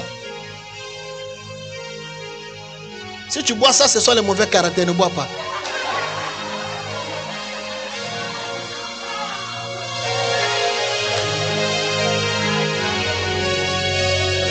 Je peux continuer à parler? Le volume est bon? Très bon?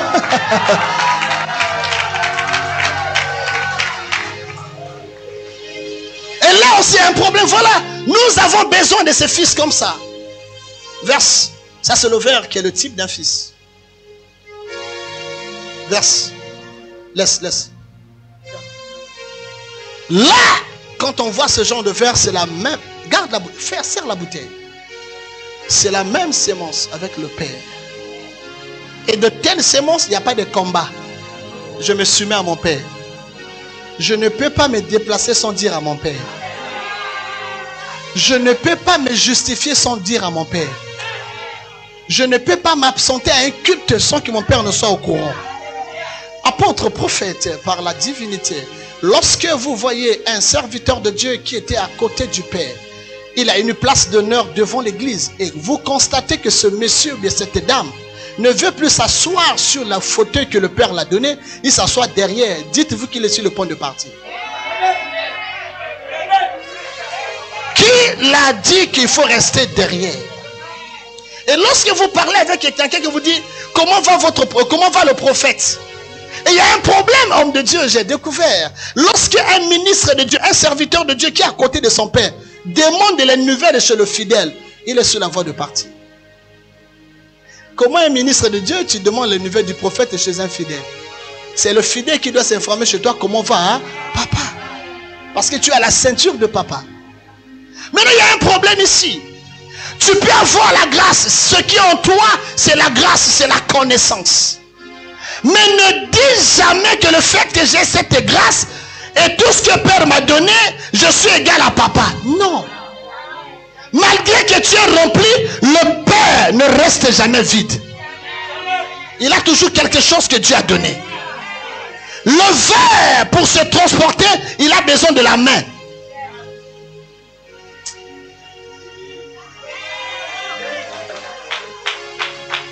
Je voulais faire un acte, mais je vois la moquette et l'eau, je ne peux pas verser l'eau ici. Sinon, je devais faire un acte. Renversez-moi d'abord cette eau. Quelqu'un peut boire ça? Bois ça, frère.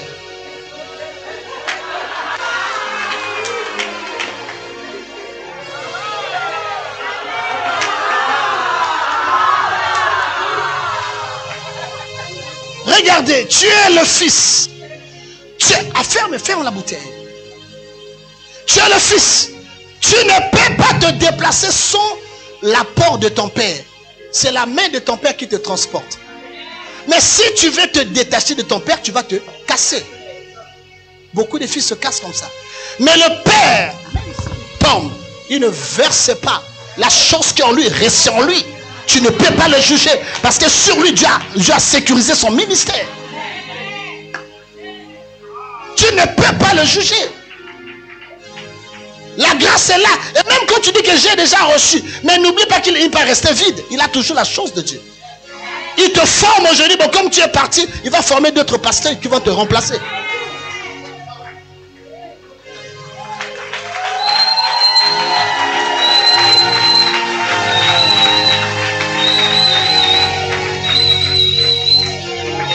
Voilà pourquoi un père doit engendrer et non adopter. Bon, on peut aussi adopter certains fils. On peut aussi côtier certains fils. Mais de pourvu que ce dernier adhère dans ta vision. Qu'il enlève ses intentions, mais qu'il accepte désormais, tu es mon père, tu es mon coach. Parce que le père a la capacité, il a deux dimensions de fils. Il y a des fils qui sont nés dans l'alliance, mais il y a des fils qui adhèrent dans l'alliance. Il y a aussi des fils qui étaient quelque part, mais qui avaient besoin de retrouver un homme bien pour les diriger. Quand il rencontre ce père, il s'accroche à ce papa-là. Il est ton père. Et tu oublies là où tu étais, parce que Dieu nous fonctionne comme ça. Et là, quand tu adhères dans la vision de ton père, tu deviens aussi son fils, par alliance. Tu joues de même prérogatives que ceux qui sont nés dans la vision. Mais le problème, tu dois garder l'attitude d'un fils. Ne développe pas l'attitude de la familiarité. Même si tu connais, cache tes connaissances, mais apprends sur ses pieds. La filiation. Les gens peuvent marcher avec toi, mais ils ne sont pas avec toi.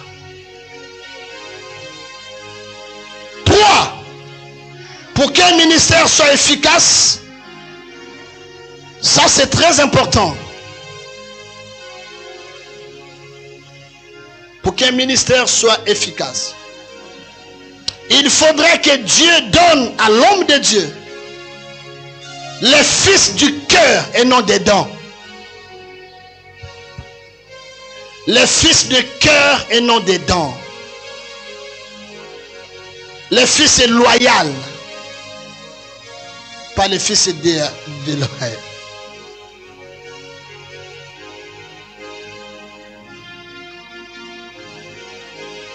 Alléluia.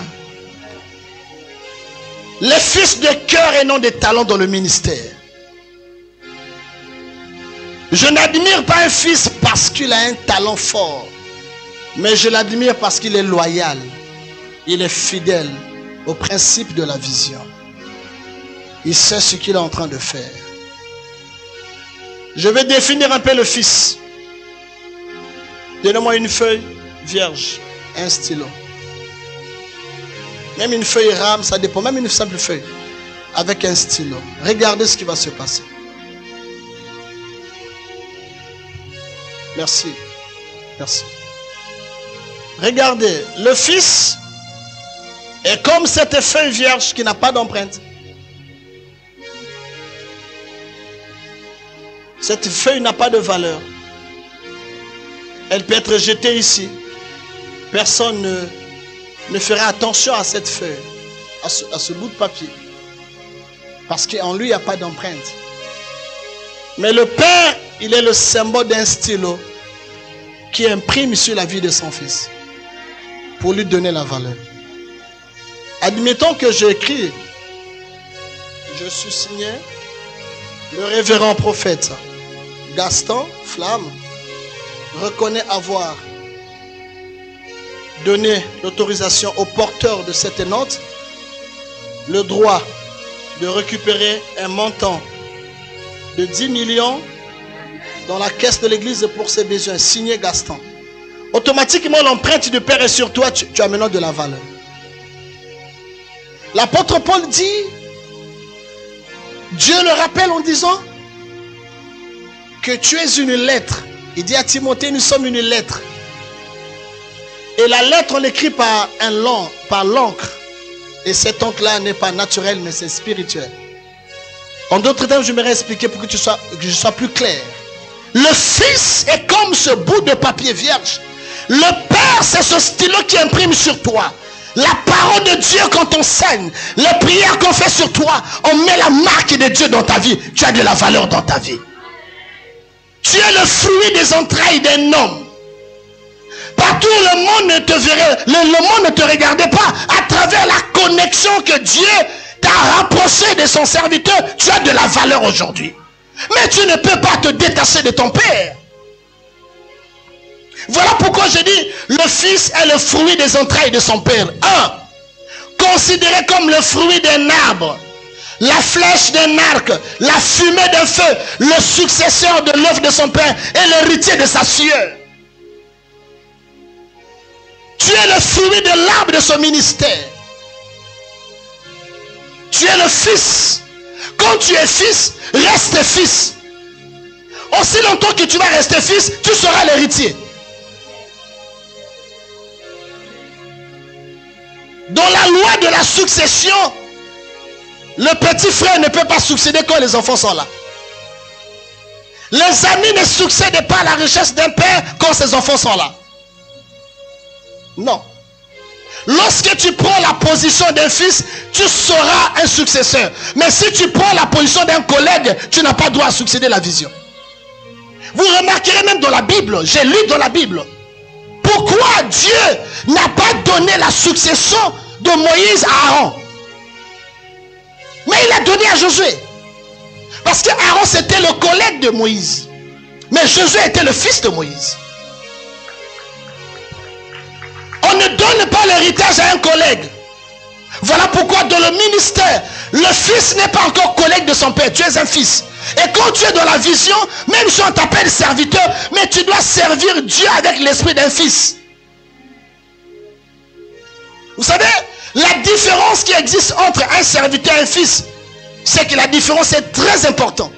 On peut écrire ça, c'est très important. Un serviteur, il est serviteur par rapport à un titre. On est serviteur parce qu'on porte un titre. Mais le fils est caractérisé par l'identité, par la nature. Maintenant, la différence, c'est laquelle? Tu peux écrire ça très bien. Le fils est une personne qui est passée par la naissance. C'est un fruit à toi. Mais le serviteur est un choix que l'on fait à une personne en tenant compte de ses atouts et de ses qualités. Le serviteur, on le choisit. Mais le fils, on ne le choisit pas. Dieu te l'impose. Le fils, c'est quelqu'un qui est né. Mais le serviteur n'est pas né. Mais il y a une chose, avant de devenir serviteur de Dieu, commence d'abord à devenir serviteur de l'homme de Dieu. Jésus, avant d'avoir accès au sacerdoce, il était d'abord serviteur de Moïse. Et Dieu, quand il appelait Moïse, il dit, Josué. Il a dit, Josué, ton serviteur, ton maître, mon serviteur Moïse, n'est plus. Et c'est toi qui prends les commandes. Ça veut dire que Dieu n'exclut pas son serviteur pour chuter vers toi. C'est une relation qui doit exister. Ce n'est pas une guerre. Ce n'est pas une guerre. Tu dois comprendre ces choses. Un fils ne précipite pas son père à mourir. Les bons fils ne cherchent pas la mort de leur père, mais ils prient pour que papa soit vivant, parce que son espérance va l'aider. Mais de nos jours, nous avons parfois dans nos églises, je ne parle pas d'ici, dans nos églises dans le monde, il y a une guerre entre les pères et les fils. Celui qui est né fils connaît ses limites. Il ne peut pas combattre son père. Le fils, c'est le successeur idéal de son père. Tout ce que papa fait, c'est pour toi. Il faut que tu le comprennes. Il n'y a pas de guerre là-dessus. Si nous comprenons ces choses, bien aimés, le ministère va aller plus vite. Partout là où il y a les combats de résistance, la rébellion, c'est parce que les fils ne veulent pas accepter qu'on les dirige. Lorsque tu refuses que quelqu'un te dirige, c'est que toi aussi tu ne vas pas diriger.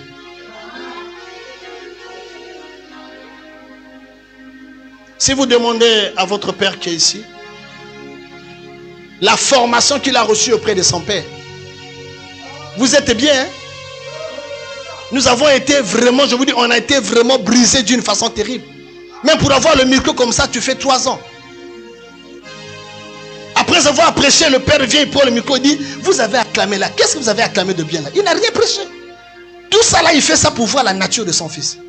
Mais les serviteurs d'aujourd'hui là, un fils d'aujourd'hui, après avoir prêché, le père vient et dit, mais tu as prêché, mais il y a des choses que tu as dit, je ne suis pas d'accord. Dès qu'il sort là, tu as dit, je vous avais dit quoi? Le père là n'aime pas ma grâce. Il m'étouffe. Qui va t'étouffer? La grâce que tu as reçue là, qui t'a enseigné ça, on va t'étouffer.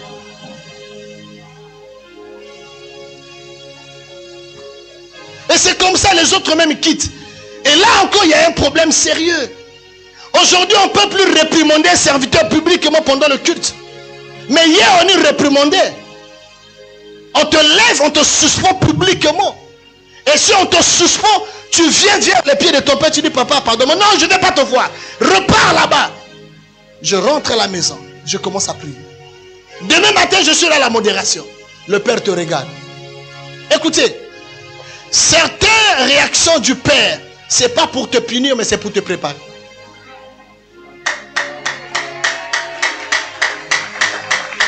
Lorsque le père te suspend, ne le punis pas par ton absence. Malgré qu'il t'a suspendu, il faut faire preuve de la grandeur de la maturité. Il faut se dire que mon père a le droit de me blâmer. Il a le droit de me châtier. Je suis son fils. Même si tu portes un titre à l'église, que tu sois pasteur, que tu sois ancien, ce n'est pas à cause de l'ancien que tu ne peux pas respecter les principes du père. Laisse-moi te dire, le père a le pouvoir de t'élever et de te faire redescendre. Je peux retirer le ministère chez toi et à partir de aujourd'hui, tu n'es plus ministre de Dieu. Tu vas m'accuser nulle part. C'est l'autorité du père. Ce n'est pas la dictature, mais c'est la rigueur. Mais si tu es loyal, tu feras la fierté de ton père. Je sais une chose, ce message-là est très fort pour des rebelles. Vous savez, je vais vous dire une chose. Aussi longtemps, lorsque un fils agit par la rébellion vis-à-vis de son père, il rappelle à Dieu la rébellion de Satan vis-à-vis de lui. C'est là où vous allez remarquer, quand le diable a voulu se comparer à Dieu, Dieu lui a dit, mais ici c'est mon territoire. Il dit, à partir d'aujourd'hui, je te chasse de là. Redescends. Il a chassé. Depuis que le diable est descendu sur la terre, il n'est jamais reparti là-bas pour négocier de s'asseoir. Et Dieu a compris que si je garde ce monsieur à côté de moi, beaucoup de gens ne vont pas me respecter. Il a établi d'autres personnes, les 24 veillards et les 4 êtres vivants. Ceux-là, depuis que Dieu les a établis, quand ils le voient, saint, tu es 3 fois saint. En toi, il y a la sainteté et en toi, tu es saint. Si Dieu au ciel n'a pas besoin de la rébellion, qui va accepter ça sur la terre? Une église, là où il y a la rébellion, il n'évolue pas. Il y a l'infiltration, le diable peut rentrer dans l'église. Parce que le maître et le coach de la rébellion, c'est le diable. Et quand vous voyez un fils, un serviteur qui a la sémence de division, qui murmure contre le père en cachette, qui va visiter les fidèles à la maison, qui fait le mauvais rapport vis-à-vis de la vision, et peur de cette personne. Il est nuisible. Il a le poison.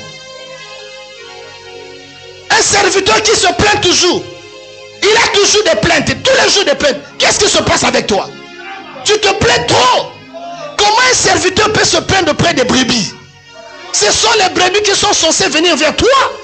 La différence entre un serviteur et un fidèle, c'est quoi?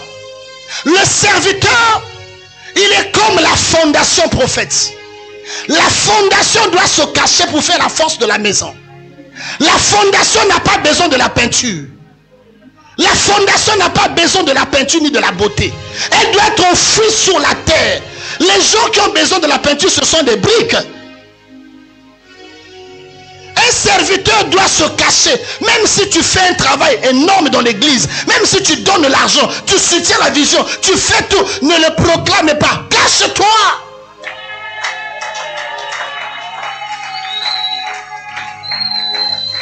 Tu fais la fierté de ton père. J'ai un principe dans ma vie.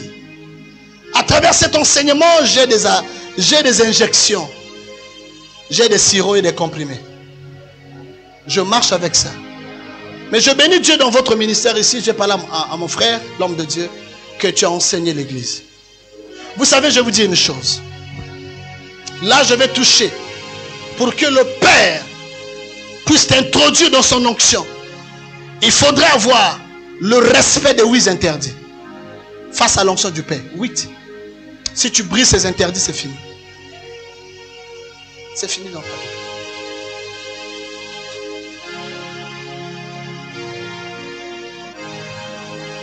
Tu es prêt à recevoir ça?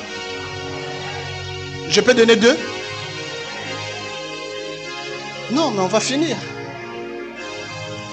Les 8 interdits face à l'onction du Père. Je suis en train de sauter un peu de leçons pour que nous tirons plus vite. Suivez-moi très bien. Voilà. Un fils loyal est caractérisé par 8 interdits face à l'onction de son père.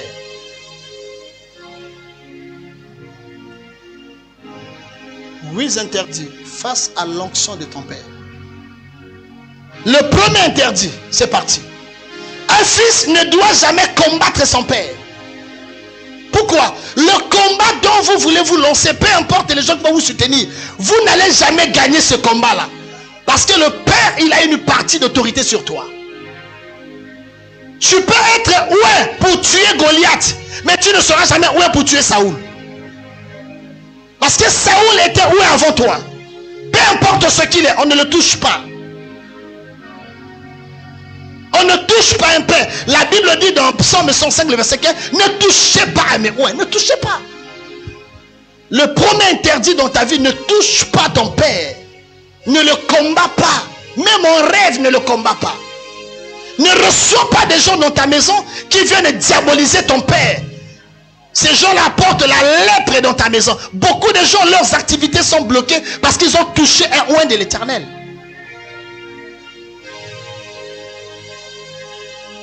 Les plus grands combats, prophètes, qui interviennent dans nos ministères, ne proviennent pas des fidèles, mais ça provient des serviteurs. Ce sont des serviteurs qui créent le mouvement dans les églises.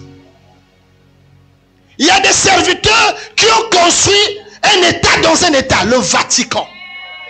Donc lui, il a une partie des personnes qui croient en lui. Quand le culte finit, il récupère d'autres personnes. Il fait un deuxième culte. Il dit, qu'est-ce que vous avez entendu? Ce que le prophète a dit là, est-ce que c'est réellement c'est ça? Vous devez ouvrir les yeux. On va ouvrir quel genre des yeux?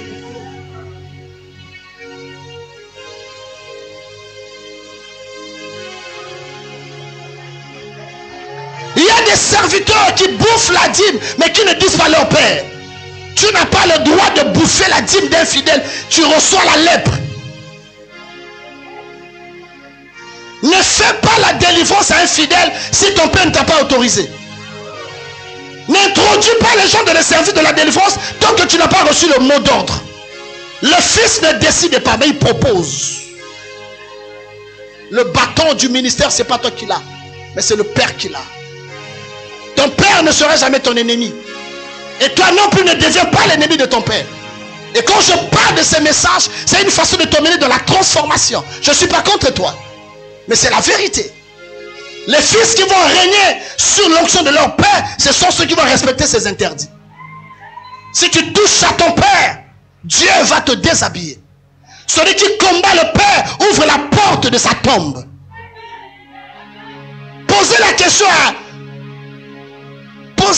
à ceux qui sont passés avant nous. Qu'est-ce qui est devenu à Absalom? Qui voulait résister à David son père? Qui voulait attirer l'approbation des gens? Ne cherche pas à gagner l'affection de certaines personnes en critiquant ton père. Tu ne vas rien gagner dans ce combat-là. Absalom était mort. Et c'est son père qui l'a enterré. Parce qu'Absalom ne savait pas respecter l'onction de son père. Tu peux être ouin pour tuer Goliath, et tu ne seras jamais ouin pour tuer Saoul.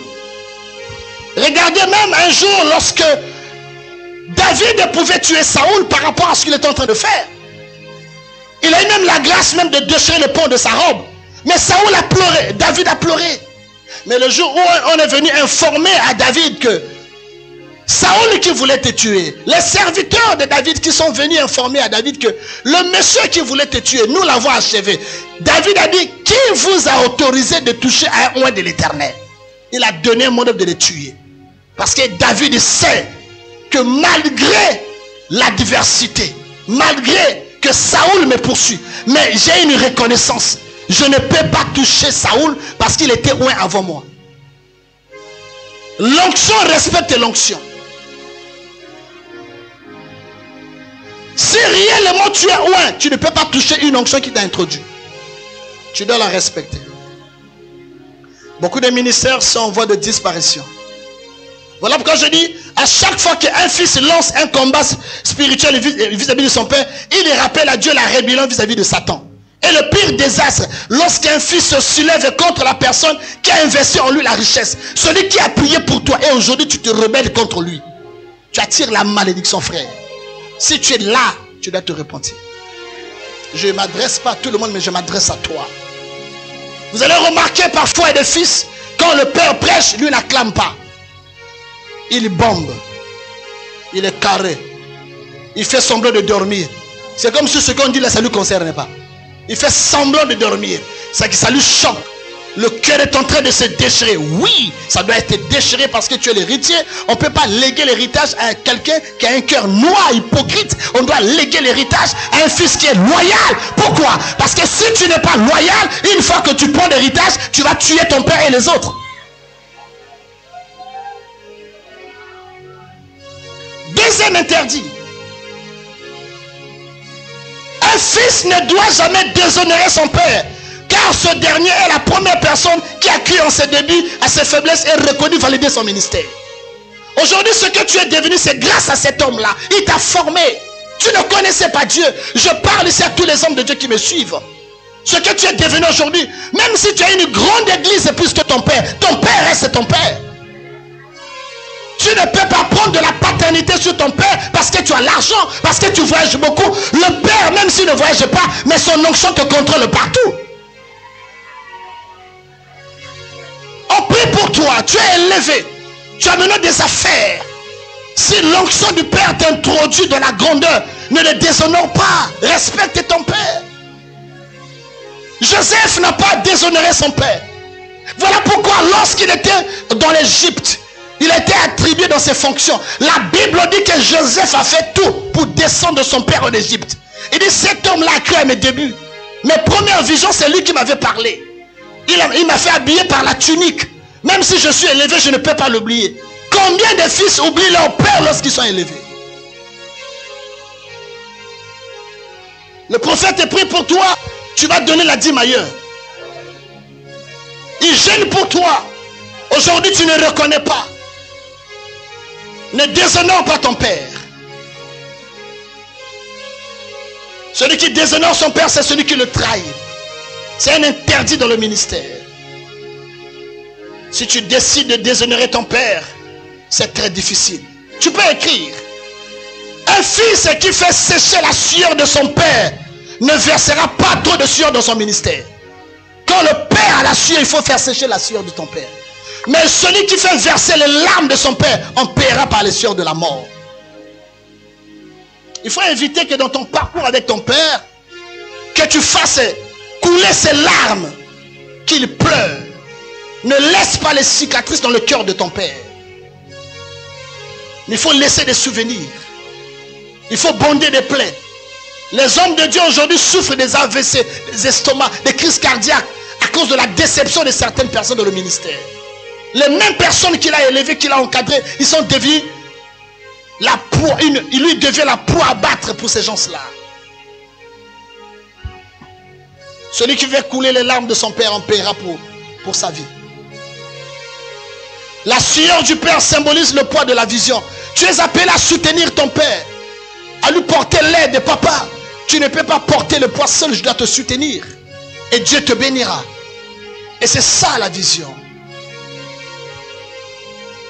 Voilà ce que tu dois dire. Voilà une précision que tu dois reconnaître. Un fils, écrivez, ne doit jamais dire à son père que je t'ai rendu beaucoup de services que tu ne m'as pas donné. Il y a des fils qui disent ça. Je t'ai rendu beaucoup de services, papa. Cette église-là, c'est grâce à moi. Si je n'avais pas donné ça, vous n'allez pas voir ça. C'est moi qui ai acheté ça. C'est moi qui ai fait ceci. Retiens une chose. Le volume de tes actions ne peut pas être égal à la vie que ton père t'a donnée. Le volume de tes actions ne peut pas être comparable à la vie que le père t'a donnée. Le père ne peut pas te donner l'argent comme tu le penses, mais le père t'a donné la vie. Par lui, tu es venu au monde. Tu ne peux pas poser la question à ton père et à ta mère quand tu donnes l'argent. Même ton père biologique, ta maman biologique. Quand tu l'achètes des choses, tu lui fais des dons. Pourquoi tu rappelles à ton père, moi j'ai acheté ceci, j'ai trop dépensé. Mais tu as le droit de le faire parce qu'il lui t'a donné la vie. Il t'a donné la vie.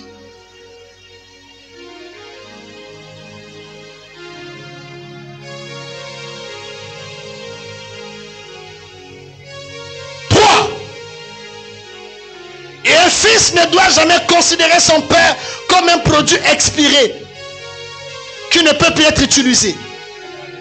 Il y a des fils comme ça, hein, le père n'a plus rien. Il n'a plus la grâce.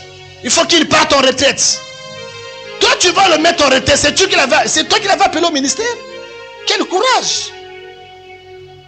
Laissez-moi vous dire une chose.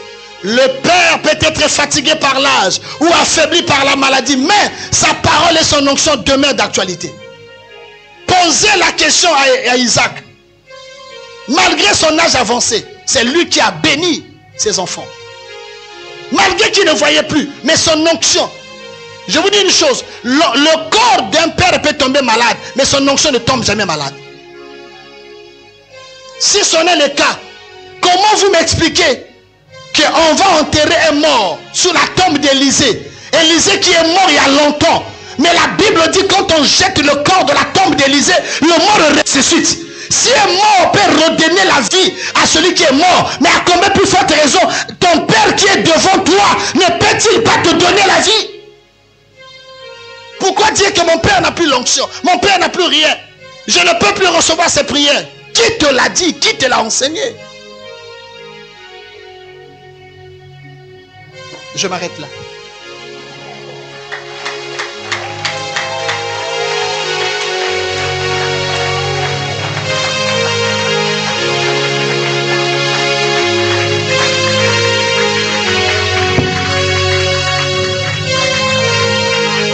Élève la main, tu peux te lever s'il te plaît. Merci prophète. Tu peux lever ta main. En parlant ici, je n'ai pas choqué quelqu'un. Je vous aime beaucoup. Je vois votre montée. Vous allez briller dans cette capitale, vous allez briller partout.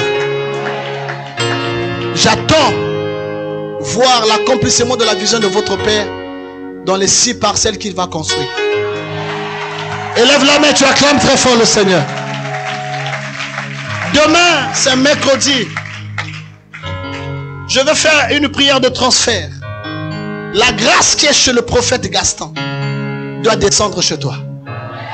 Et tu verras partout où tu seras, tu vas opérer de la même dimension que ton père. Les esprits ne vont plus te résister. Tes mains ne manquent pas. Et spécialité, apporte-moi le bout de sable et respecte ton engagement demain. Nous allons faire le service. Que Dieu vous bénisse.